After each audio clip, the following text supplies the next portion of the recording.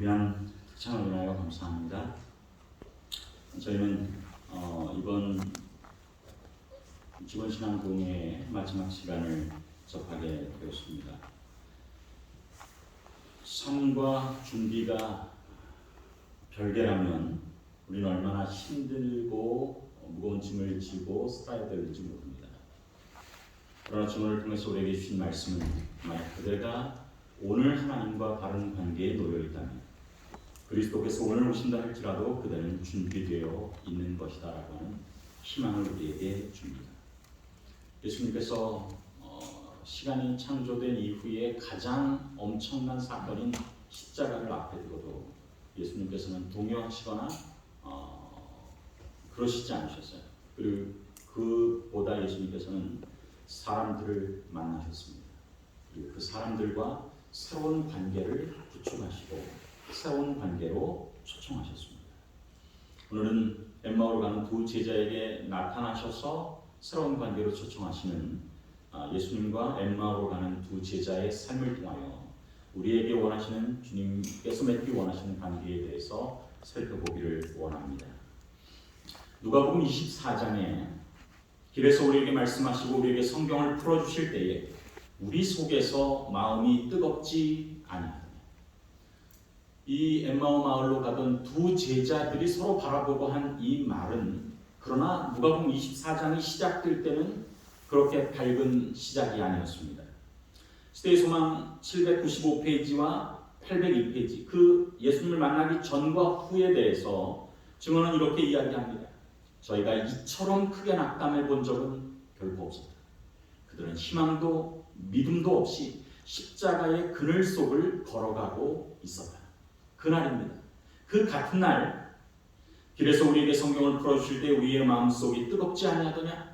전해야 할 이 큰 소식을 가지고 그들은 그냥 앉아서 이야기만 하고 있을 수 없었다. 피곤함과 배고픔은 사라져버렸다.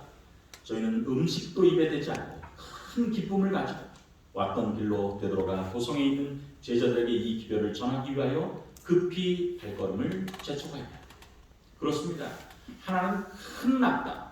그러나 누가복음 24장의 이야기를 통해서 큰 기쁨으로 변한 모습을 우리는 발견하게 되는 것입니다. 누가복음 24장에 있는 말씀을 살펴보면 다음과 같습니다.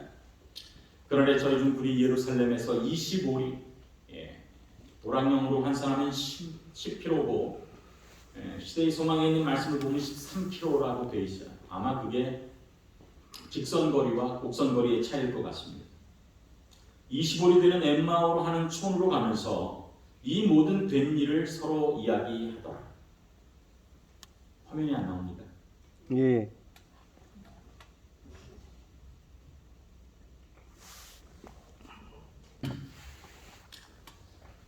성경 말씀을 제가 읽습니다. 그날에 저희 중 둘이 예루살렘에서 25리 되는 엠마오로 하는 촌으로 가면서 이 모든 된 일을 서로 이야기하더라. 저희가 서로 이야기하며 문의할 때에 예수께서 가까이 이르러 저희와 동행하시나 저희의 눈이 가리워져서 그인 줄 알아보지 못하더니 예수께서 이르시되 너희가 길 가면서 서로 주고받는 이야기가 무엇이냐 하시니 두 사람이 슬픈 빛을 띠고 머물러 서더라. 그 중에 한 사람은 글로바라 하는 자가 대답하여 가로되 당신이 예루살렘에 우거하면서 그일 거기서 된 일을 홀로 알지 못하는 가라사대 무슨 일이뇨? 그러니까 무슨 일이 일어났습니다.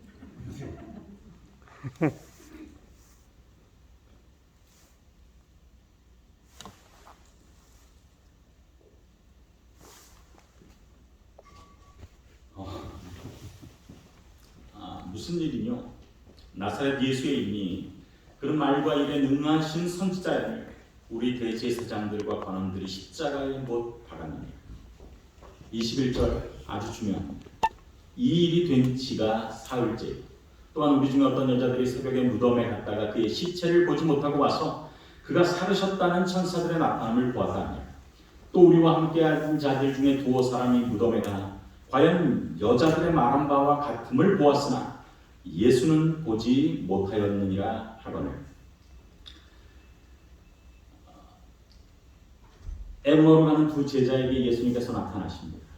그리고 그들에게 도대체 무슨 일 때문에 그렇게 슬퍼하느냐라고 질문하십니다.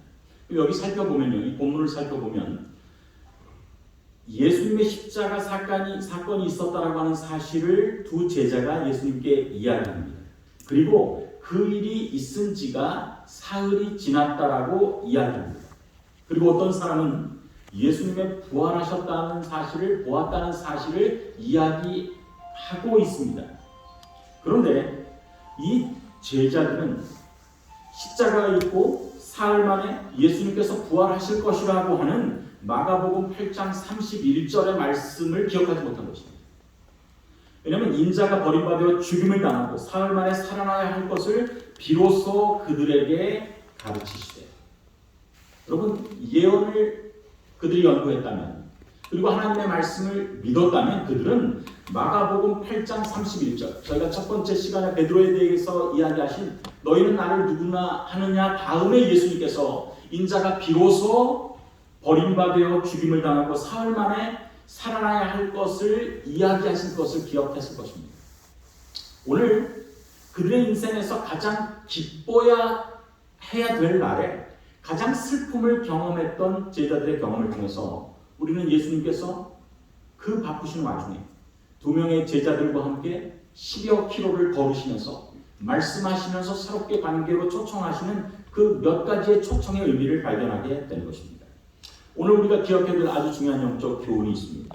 그 첫 번째 교훈은 우리의 인생의 가장 어두운 시간도 주님께서 그곳에 함께 계실 때 가장 행복하고 감사한 시간으로 바뀔 수 있다라고 하는 것입니다.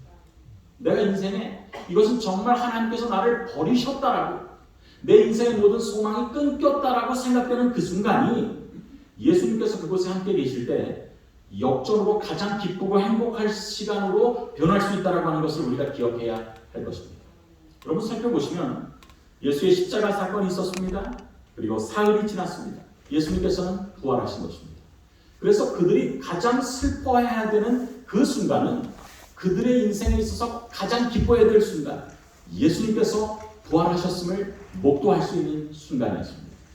여러분, 우리의 믿음의 조상들도 동일한 경험을 하지 않았습니까? 1844년에 대실망을 경험한 사람들, 그들은 예언에서 시작점을 알았습니다. 457년 예루살렘을 중건하는 영이 날 때부터 2300년이 지나면 하늘 성소가 정결하여지리라. 예언의 시작점과 기간과 마지막 날의 사건을 알았습니다. 그런데 마지막 날 사건에 예수님께서 어디 계신지를 착각한 것입니다. 그래서 그들은 실망 가운데 있을 수밖에 없었어요. 그렇지만 그들의 실망은 기쁨으로 변했습니다. 의미를 깨달았습니다. 그런데 그들이 1844년에 실망을 경험한 그들의 실망이 기쁨으로 바뀐 이유를 어디에서 찾았느냐면 누가복음 24장에서 찾은 것입니다. 누가복음 24장의 제자들도 시작점을 알았어요. 이 일이 있은 지가, 예수님의 십자가라고 하는 시작점을 알았습니다. 사흘째요. 기간을 알았습니다. 무엇을 몰랐습니까? 1844년에 대실망을 경험한 그 무리들처럼 예수님께서 어디 계시는지를 잊어버린 것입니다. 예수님은 마가복음에 말씀하시기를 내가 살아나겠다라고 이야기하고, 정말 더 드라마틱하게 예수님께서 그러나 그 예언을 깨닫지 못하고 가는 두 사람에게 직접 나타나셔서 말씀하셨지만 그들이 깨닫지 못했습니다. 그러나 누가복음 24장을 보면 예수님께서 함께 계시고 모세와 율법의 글로 시작하여 모든 성경에 쓴 바 자기에 대한 것을 자세히 설명하실 때 우리가 시대의 소망에서 확인한 것처럼 그들의 삶은 가장 어두운 암흑 가운데서 가장 기쁨의 날로 변한 것입니다. 1844년의 대실망이 예수님께서 우리의 죄를 도말하신다라고 하는 놀라운 은혜로 가득 찬 것처럼 우리의 인생의 가장 어두운 시간, 우리가 예수 그리스도께서 함께 계시고 우리가 주님의 예언의 말씀을 오늘 생각한다면 가장 기쁨의 순간으로 변할 수 있다라고 하는 사실을 기억하게 되기를 간절히 바랍니다. 아멘. 오늘 혹시 이 말씀을 듣는 환우분들 중에 그런 분들이 있어요. 내 생애가 오늘 나의 삶에 있어서 가장 힘들고 삶을 나는 걸어가고 있다라고 생각할 수 있습니다. 하나님께서 나를 돌보시지 않는 것처럼 생각되는 순간이 있어요. 그러나 예수님께서 여러분의 삶 속에 개입하시고 여러분이 하나님의 증언의 말씀을 깊이 묵상한다. 여러분의 오늘 가장 인생에 있어서 슬픈 순간이 가장 기쁜 순간으로 변할 수 있다라고 하는 확신을 갖게 되기를 간절히 바랍니다. 아멘. 그런 확신을 위해서 예수님께서는 어떤 관계로 우리를 새롭게 초청하십니까? 첫 번째는 모든 말씀을 믿고 따르는 관계로 초청을 하십니다. 여기 보시면 예수님께서 안타까운 제자들에게 하신 말씀이 이렇게 기록되어 있어요. 가라사대 미련하고 선지자들의 말한 모든 것을 마음에 더디 믿는 자들이요. 그리스도가 이런 고난을 받고 자기의 영광에 들어가야 할 것이 아니냐. 이에 모세와 및 모든 선지자의 글로 시작하여 모든 성경에 쓴 바 자기에 관한 것을 자세히 설명하시더라. 우리가 하나님의 말씀을 살필 때 내가 좋아하는 말씀에 포커스를 맞춰서 읽고자 하는 경향이 있습니다. 나에게 축복이 될 것 같은 말씀만 순종하고 따르는 경향이 있어요. 그러나 예수님께서는 그 두 명의 제자들에게 이제 그들의 가장 큰 슬픔을 가장 기쁨으로 변화시켜 줄 그 놀라운 역사를 기대하시면서 어떤 것으로 초청하시느냐면 모든 말씀을 더디 믿는 자들에 대해서 책망하시면서 하나님의 말씀을 내가 선별하여서 받아들이고 거절할 자유가 내게 있는 것이 아니라 하나님의 모든 말씀을 듣고 따르는 신앙이 필요한 것을 우리에게 말씀하고 있는 것입니다. 정말 안타까운 것은, 그리고 아이러니한 것은 제자들은 제3일에 그분이 살아나리라는 것을 깨닫지 못하였다. 그들은 그 말씀을 기억하지 못하였다라고 증언에 말씀하지만 시대에서만 같은 페이지에는 제사장들과 관원들, 예수님을 십자가에 못 박힌 오히려 예수님의 원수들은 제사장들과 관원들은 그 말씀을 잊지 않았다. 주여 저 유혹하던 자가 살았을 때 말하되 내가 사흘 후에 다시 살아나리라 한 것을 우리가 기억하노니라고 말하였다. 정말 재밌지 않습니까? 예수님을 따르는 사람들은 그 말씀을 기억하지 못했어요. 그러나 예수님을 죽인 그 자들은 우리가 그 말씀을 잊지 않고 기억한다라고 이야기하는 것입니다. 그렇습니다. 우리가 예수님의 모든 말씀에 순종해야 될 필요가, 모든 말씀을 읽을 필요가 거기에 있는 것입니다. 마지막 시대에 우리에게 정말 필요한 믿음이 무엇입니까? 정말 예수님께서 오시기 전에 우리가 극악한 어려움 속을 경험하게 될 때 우리를 그것을 기쁨을 위한 전주곡으로 해석할 수 있게 하는 믿음이 무엇입니까? 그것은 믿고 싶은 말씀만 믿고 할 수 있는 말씀만 순종하는 신앙에서 기록된 모든 말씀을 믿고 기록된 모든 말씀에 순종하는 신앙으로 변화하게 되기를 간절히 바랍니다. 아멘. 두 번째로 어떤 관계로 예수님께서는 이 엠마오 두 제자의 경험을 통해서 우리에게 초청하십니다. 주님은 스쳐 지나가는 관계가 아니에요. 더 깊은 관계를 원하시고 초청하시고 우리로 하여금 초청하게 되기를 원하시는 것입니다. 여기 28절에 이런 말씀이 있어요. 저희가 가는 촌 엠마오입니다. 이에 가까이 가매 예수는 더 가려 하는 것 같이 하시니 저희가 강권하여 가로되 우리와 함께 유하사이다. 때가 저물어가고 날이 이미 기울었나이다 하니 이에 저희와 함께 유하러 들어가십니다. 누가복음 24장의 극악한 슬픔이 한량없는 기쁨으로 변한 것은 그 말씀을 듣고 깨달은 것에 있지 않습니다. 예수님께서 그 말씀하실 때 제자들의 마음이 뜨거워졌어요. 길에서 말씀을 풀어주실 때 그들의 마음이 뜨거워졌습니다. 그런데 그들이 가는 촌에 도달한 것입니다. 해는 뉘엿뉘엿 지어가고 이 나그네는 계속 갈 것처럼 되었어요. 그날의 그 은혜에 만족하고 지금까지 공부 잘했습니다. 안녕히 가십시오. 저는 그냥 제 삶 속으로 들어가겠습니다. 라고 했다면 누가복음 24장의 큰 기쁨은 그들이 경험하지 못한 것입니다. 그러나 그들의 마음속에 말씀하시는 성령의 호소에 그들이 감동했습니다. 무엇인가 부족하다. 이 말씀을 더 듣고 싶다. 그래서 그들은 예수님께 강권합니다. 우리와 함께 유하사이다. 여기 메모라고 되어 있는데 이 유하사이다. 나와 함께 좀 거하십시다. 함께 사십시다. 라고 하는 의미가 있습니다. 여기 시대의 소망에 우리를 위한 안타까운 말씀이 있습니다. 만일 제자들이 강권하여 초청하지 않았더라면 그들은 저희 길동과 부활하신 주님이신 것을 알지 못했을 것이다. 성경 공부는 잘할 수 있었지만 이분이 바로 그분이라고 하는 사실을 몰랐을 것입니다. 많은 사람들이 하늘의 손님을 너무 무관심하게 생각하거나 저희와 같이 유숙하기를 그분에게 요청하지 않으면 그분은 안타깝게도 지나가신다. 그래야 많은 사람들이 그 큰 손실을 당한다. 여러분 어떤 의미로 이번 일주일 동안 우리의 마음속에 개인적으로 예수님의 재림을 앞에 두고 관계를 맺기를 원하시는 예수님께서 여러분의 마음속에 성령을 통하여 말씀하셨다면 예수님께서 지나가시는 것처럼 하시려고 할 때 예수님을 여러분의 마음속에 모시게 되기를 간절히 바랍니다. 아멘.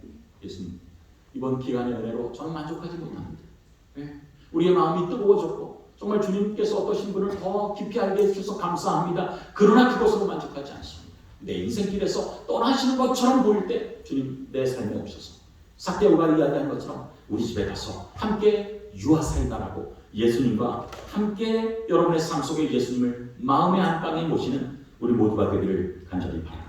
아멘. 정말 재밌는 것은 예수님의 사역의 초기에 예수님께서 침례를 받고 보라색 상죄를 지고 가는 하나님의 어린 양이로다라고 하는 이야기를 들었을 때에 두 제자가 예수님을 따릅니다. 그 두 제자는 침례 요한의 제자였어요. 그런데 그 두 제자가 따라서 예수님과 질문할 때에 그들이 순간적인 만남에서 끝나지 아니하고 예수님의 제자가 되고 나중에 하늘 도성의 기초 속에 그들의 이름이 기록될 놀라운 특권을 얻은 것은 그날 함께 거하니라고 하는 일이 이루어졌기 때문에 가능했던 것입니다.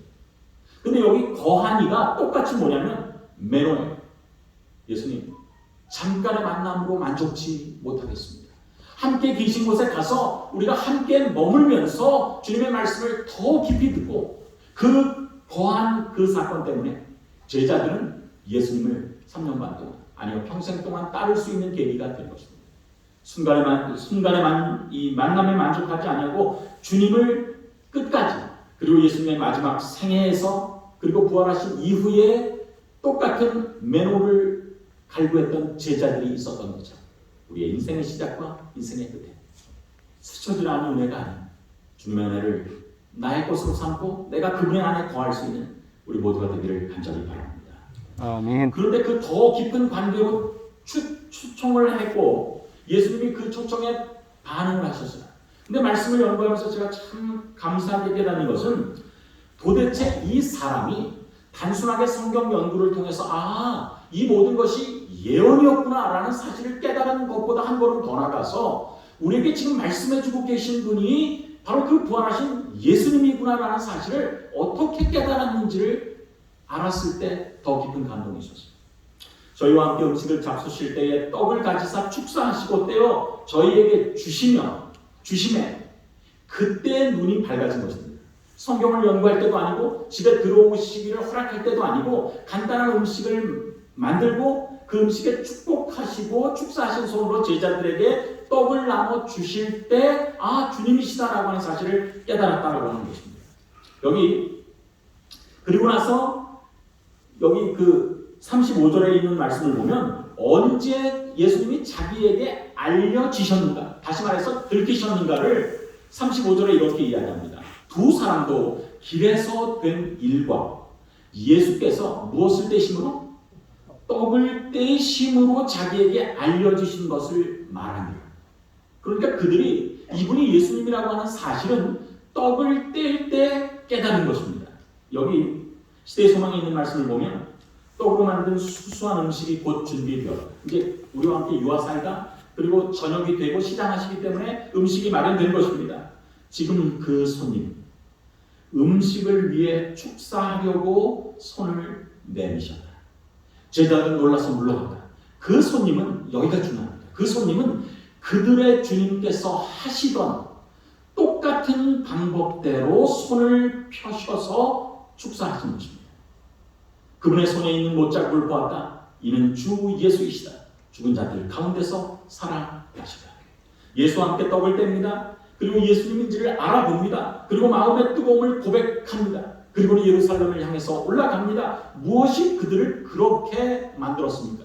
떡을 가지사 축복하시는 그 모습이 예수님께서 하셨던 똑같은 방법으로 하셨다는 것을 알 때 예수님이라는 것을 알게 됐다는 것입니다. 여러분 성경을 보면요. 축사하시고 떡을 떼신 사건이 사복음에 8번이 기록되어 있어요. 근데 한 번은 지금 누가복음 24장에 나오는 이 사건이고 나머지 7번이 다 무엇이냐면 예수님께서 5,000명을 먹이실 때 예수님께서 4,000명을 먹이실 때 떡을 가지고 축사하시고 나눠주시고 축사하시고 나눠주신 것입니다. 그러니까 이 사람은 예수님의 12제자가 아니었기 때문에 그 떡을 나눠주시는 그 5,000명을 먹이시는 사건과 4,000명을 나누시는 사건의 주도적인 역할을 감당하지 못했어요. 그렇지만 그들이 제자들이 예수님의 손에서 떡을 가져다가 자신들이 할당한 구역에 나눠줄 때 그것을 심부름하기 위해서 여러 번 그 일을 반복한 것입니다. 어떻게 이 일이 가능하지? 예수님께 왔을 때 예수님께서 떡을 가지사 축사하시는 모습을 여러 번 봤어요. 그때에 능력이 벌어진 것을 그들이 본 것입니다. 그렇습니다. 오늘 우리가 예수님과 더 깊은 관계로 가져가는 축복을 원해서는 그 전에 예수님께서 우리에게 도움을 요청하시는 여러 생활 속에 있는 잔잔한 관계 속에서 그분과 관계를 갖는 것이 중요합니다. AD 30년 6월절의 사건이 없었다면 AD 31년 이 6월절에 벌어졌던 그 두 제자가 예수님을 주님으로 아시는 사건은 없었습니다. 왜냐하면 그들은 예수님께서 떡을 떼고 축사하시는 모습을 통해서만 예수님을 구별할 수 있었기 때문에 그렇습니다. 어쩌면 이렇게 생각하는 분들이 있어요. 예수님께서 이 땅에 곧 오실 때가 되는데 우리가 이렇게 있으면 되나? 시골 생활로 들어가고 모든 것을 끊어버리고 깊이 그 창고를 만들어서 10년치 식량을 비축하고 지진과 칠지항에 내려서 준비하고 그렇지 않습니다. 오늘 우리의 매일의 사건에서 주님께서 우리의 봉사와 도움이 필요하시는 자잘한 일에 우리가 순종함을 가지고 그분과의 관계를 가지고 그 관계를 지속하는 가운데 우리는 AD 30년 6월절에 5,000명을 먹이신 사건 속에 주님의 도구로 서한 일들을 잘 감당할 때 우리는 더 큰 주님의 은혜를 경험할 수 있다라고 하는 사실을 기억하게 되기를 간절히 바랍니다. 아멘. 주님께서 우리에게 어떤 관계로 초청하기를 원하십니까? 더 큰 사명을 감당하는 관계로 초청하기를 원하십니다.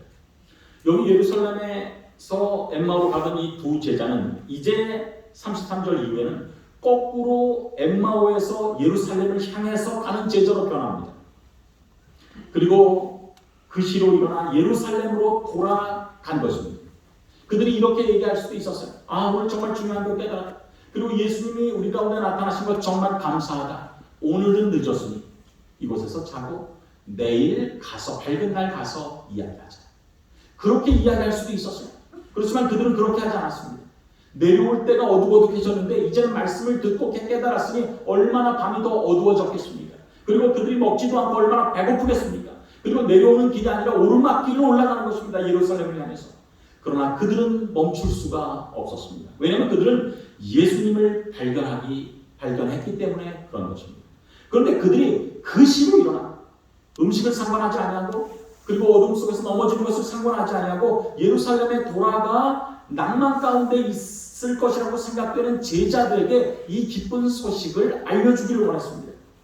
35절 두 사람도 길에서 된 일과 예수께서 떡을 떼심으로 저희에게 알려주신 것을 말하더라. 36절 이 말을 할 때에 이 말이 무엇입니까?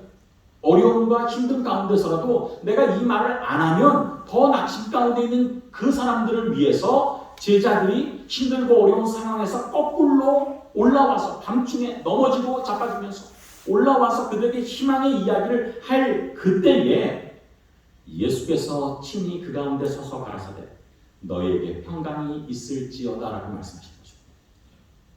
내가 하나님께서 기쁨을 깨닫고 말씀을 깨닫고 내 삶 속에서 역사하신 하나님의 은혜를 깨달을 때 이건 내가 좋은 거 깨달았다. 나중에 누구에게 얘기해 줘야지. 그게 아니라 내가 깨달은 것 그 즉시로 내가 낭만한 사람들에게 이 귀한 복음을 전해야 되겠다라고 순종할 때 그들은 그 전에는 사라졌던 예수님을 그들이 복음을 전하기 위해서 갔을 때 그들은 만났다라고 하는 더 큰 축복을 받았다라고 하는 사실을 우리가 깨닫게 되는 것입니다. 시대에서만 800페이지 이런 말씀이 있어요.